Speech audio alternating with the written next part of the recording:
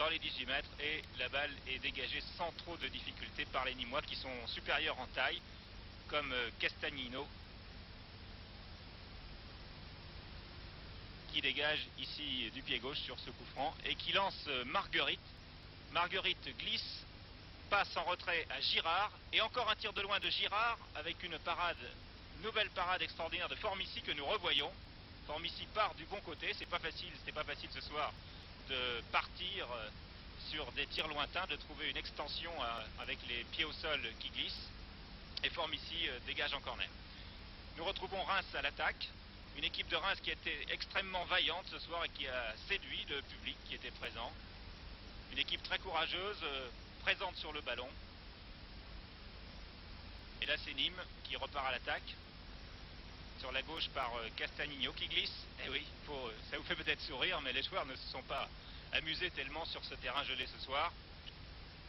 Et Mézy, le capitaine de Nîmes, du pied gauche bien entendu, pour Louisinho. Et Louisinho qui défonce, qui passe dans la défense de Reims et qui tire sur le petit filet. On a cru un instant au but, mais vous avez vu que ce tir était à côté. Et le score est toujours de 0 à 0. Alors que Formici calme le jeu et dégage avec son arrière latéral Garceran. Jusqu'à maintenant, les joueurs de Reims tiennent bien le coup. Il faut dire qu'on craignait beaucoup pour cette jeune équipe de Reims qui se trouve plongée du jour au lendemain dans ce très difficile championnat de première division. Et il y a toujours 0 à 0, donc tout va bien pour les Rémois. Bonnec, ici, l'ex-Rémois, qui joue maintenant à Nîmes et qui a fait un bon match ce soir, numéro 10.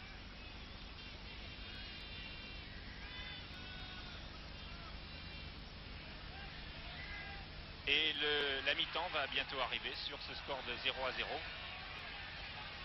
Auparavant, une nouvelle attaque de Reims par Garceran, qui était au four et au moulin, tout comme l'autre arrière latéral Masclo. Là, vous avez vu Santa Maria glisser. Eh bien, vous voyez, on a glissé, je vous l'ai dit, très très souvent. Il y a eu des actions assez confuses parfois. Et M. Conrad donne ici un carton jaune à Bonnec pour cette faute. Il faut dire qu'il était difficile de distinguer entre les fautes volontaires et les glissades qui provoquaient la chute d'un adversaire.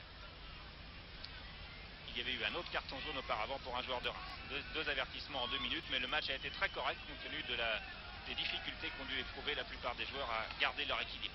Coup franc tiré par Masclo, l'un des chouchous du public. Et la balle est dégagée par Deveau. Puis par Johan, le blond arrière de Nîmes. Un va-et-vient. Ça repart par Mézy. Johan. Bonnec. Et on calme le jeu du côté de Nîmes. On prend son temps. Un match nul à l'extérieur, après tout, ferait peut-être l'affaire des Nîmois. Et c'est la mi-temps sur le score de 0 à 0. L'autre pro de Simi n'est pas trop mécontent de ses troupes. Deuxième période, donc. Michel Mézy. Nous sommes à la 60e minute. Balle récupérée par les Rémois qui, je vous l'ai dit, sont très pressants sur le ballon. Polagnoc. Mauvais dégagement de Girard. Polagnoc récupère et un tir de Jaffrès, un de ces jeunes Rémois, arrêté en 2 temps par Martinelli. Encore un tir de 20 mètres. C'était peut-être la seule façon ce soir de marquer.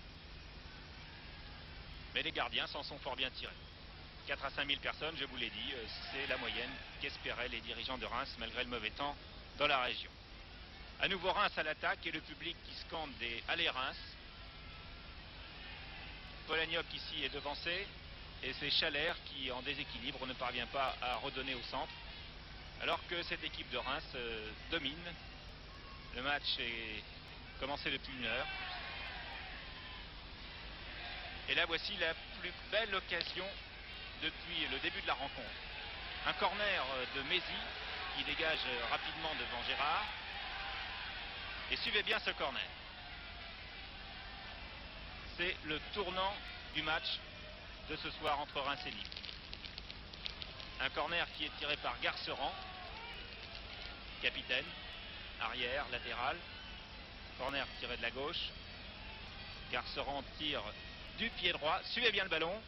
Martinelli le touche, il roule sur la barre, vous croyez qu'il est au fond? Eh bien non, il est à l'extérieur et tout le public a cru que le ballon était au fond sur cette occasion. Et la balle est passée, a roulé sur la barre et est sortie. Voilà Pierre, 0-0 donc ce soir entre Reims et Nîmes. Voilà, Michel Denisot, je sais que vous êtes actuellement en direct avec les responsables de Reims et je voudrais demander au docteur Basler, qui est sans doute avec vous, si en définitive, compte tenu des conditions difficiles et le fait d'avoir ces jeunes Rémois dans l'équipe, ce n'est pas un résultat encourageant, et le fait aussi d'avoir peut-être 5000 spectateurs par le froid qu'il fait. Bien, le docteur Basler est à mes côtés. En effet, Pierre, vous allez découvrir tous les invités. Il va vous répondre tout de suite. Docteur, président. Évidemment, il est certain que quand on a sur une feuille de match 9 joueurs qui viennent du centre de formation et 4 joueurs vrais professionnels, faire 0-0 contre une équipe comme Nîmes qui nous a battu 4-0 au match aller, c'est très encourageant pour l'avenir. Bien, alors nous allons parler, si vous le voulez, des petits problèmes de Reims, des problèmes financiers. Quelle est la situation? Quel est l'avenir de Reims? Comment vous pouvez vous en sortir dans un instant? Nous venons de voir le match, alors place au football tout court pour l'instant, avec à vos côtés Jérôme Jaffres, qui est l'un des stagiaires de cette équipe de Reims, avec Antoine Garceran, avec Claude Prodocimi, et puis avec Dominique Colonna, qui représente ce qu'a été Reims en football. Et puis derrière moi, vous avez la cathédrale, qui est l'une des autres gloires de cette ville de Reims. Alors Jérôme Jaffres, vous aviez déjà joué en première division? Oui, mais ce soir, c'était quand même différent. C'était très dur. Vous pouvez monter un peu le micro. C'était dur. On s'en est bien sorti. J'espère que ça va continuer. Quel âge avez-vous? 19 ans. Vous êtes stagiaire à Reims? Stagiaire. Et vous êtes là depuis combien de temps? 2 ans et demi. Pour vous, finalement, les malheurs de Reims, ça a été une bonne chose? Ah oui, une bonne chose. Bien, Antoine Garceran, vous réagissez peut-être pas de la même façon, parce que vous êtes le capitaine d'une équipe qui est dernière du championnat et qui a peu de chances de s'en sortir.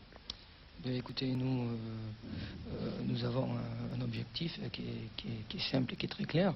Après ce dépôt de bilan qui a été effectué, nous avons l'intention de préparer l'avenir. Et ce soir, quand nous avons attaqué le match contre Nîmes, on ne comptait pas les battre 4-0 ou 3-0. On fait 0-0, ben nous sommes contents parce que pour l'avenir, c'est prometteur. Vous pensez que Reims peut faire bonne figure dans le championnat? Une chose est certaine, c'est que jusqu'à présent nous avons gagné 2 matchs. Alors on a déjà pris un point. On a les armes nécessaires pour ne pas fausser le championnat. Vous pensez que le maintien est envisageable? Nous n'envisageons pas le maintien. Écoutez, si on joue bien, automatiquement les résultats viendront. Si on se maintient, ce sera formidable. Mais notre objectif est de préparer dès à présent la saison prochaine. Voilà, avec Claude Prodocimi, qui est donc aussi le nouvel entraîneur, qui s'occupait des jeunes. Je vais vous passer le micro. Et Claude Prodocimi, donc vous venez d'entendre ce que vient de dire Antoine Garceran. Oui. Il y a un petit problème en ce qui concerne le stade de Reims, c'est la Coupe de France, car je crois qu'au point de vue entraîneur, il y a une question de diplôme. Vous pouvez m'expliquer? Si vous voulez, je vais vous expliquer, mais enfin, je n'ai jamais vu dans un règlement. Là, il y a une dérogation, ça doit durer 60 jours, je crois. Pour la coupe, je n'ai pas vu autre chose. Je ne sais pas où on a été chercher ça. Ou alors j'ai oublié une ligne. Vous êtes content de vos troupes ce soir? Oui, assez satisfaisant parce qu'il y a eu des ébauches. Mais je reste encore un peu sur ma faim parce que le terrain était vraiment mauvais et ça nous a gênés. Je crois qu'on peut faire mieux. Je ne parle pas au point de vue résultat, mais au point de vue spectacle. Dominique Colonna, vous représentez le Grand Reims des années 56-58. Copa, Fontaine, vous, Piantoni, tout ça c'était Reims. Comment ressentez-vous cette crise assez grave? Je crois que nous sommes tous un peu tristes de voir cette situation, mais je crois que le moment n'est pas aux comparaisons et je crois qu'il faut faire confiance à ces jeunes. Ce soir, ils ont démontré qu'ils avaient des possibilités. Je crois qu'à l'avenir, il faut qu'ils continuent et ils peuvent tirer le Reims actuel de ce pas. Bien, alors docteur Basler, quels sont les problèmes financiers? C'est très compliqué, alors résumé en quelques minutes, comment vous pouvez vous en sortir maintenant? Je crois qu'il n'y a plus de problèmes financiers. On en parle beaucoup trop, ces problèmes financiers. Bon, le budget, la ville de Reims a voté la subvention qui était fixée au début de l'année. Le Conseil général a également voté une subvention de 25 millions de francs.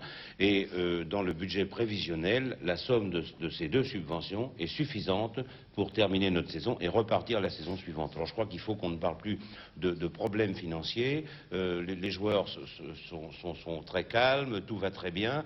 Je ne dis pas que c'est parfait, nous ne sommes pas enchantés d'avoir déposé notre bilan, mais ça nous a peut-être permis de continuer et de maintenir cette équipe que nous n'aurions pas pu maintenir si nous n'avions pas fait ça. Est-ce que pour schématiser la situation, on peut dire que Reims n'a pas d'argent dans la caisse mais n'a plus de dette? Reims n'a plus de dette, d'argent dans la caisse. Il n'y a peut-être pas beaucoup d'équipes qui ont beaucoup d'argent dans la caisse. Bon, je dis que nous terminerons notre saison en championnat de France et sans fausser ce championnat de France. Pierre, vous avez une question à poser? Non, c'était la question que je voulais poser. Je crois que c'est très important. C'est cette confiance qui est rassurante parce qu'en définitive, on se disait, effectivement, Reims n'a peut-être pas beaucoup de chances de s'en sortir, mais au moins que cela ne fausse pas le championnat. Il semble qu'à 2 reprises, les invités l'aient dit et qu'ils y croient vraiment. Oui, et puis d'autant que le résultat de ce soir est là pour confirmer leur dire, car ils ont fait match nul contre Nîmes, et malgré tout, c'est pas une mauvaise affaire. Voilà, donc si vous voulez résumer rapidement la situation de Reims, et vous avez fait connaissance avec cette équipe New Look, une équipe qui attirera certainement la sympathie sur tous les stades d'ici la fin du championnat. Voilà, il faut le souhaiter, Michel.